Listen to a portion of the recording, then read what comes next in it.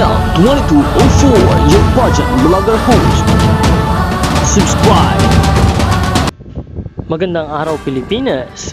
Another update about our Miss Herlene and Nicole Budol, ang ating Miss Tourism Philippines 2023.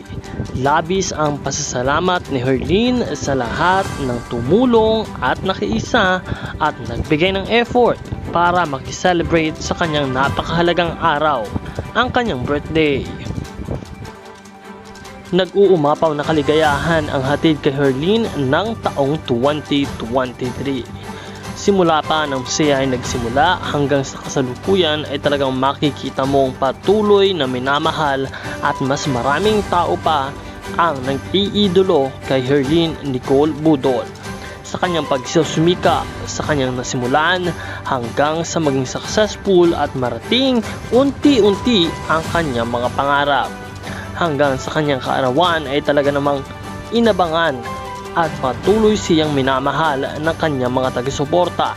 Kaya patuloy ang pasasalamat at ang saya ni Herlene at sa paghatid na ito sa kanyang mga taga-suporta ay labis siyang masaya. Excited na rin ang ating mahal na si Herlene para sa kanyang lalaban sa international sa tourism pageant kung saan siya nanalo sa Miss Grand Philippines bilang Miss Tourism Philippines. Pinakahihintay na rin ng lahat ng kanyang mga fans ang kanyang susunod na laban. Kaya naman patuloy tayong umantabay at maging updated. Mag-subscribe sa channel na ito para lagi po tayong nakasubaybay at updated sa buhay ni Herlene. Maraming salamat sa inyong panonood at maraming salamat din sa iyong pag-subscribe. At batiin natin sa ating comment section ng happy birthday ang ating idolo na walang iba kundi si Herlene Nicole Budol. Once again, happy birthday Herlene and congratulations!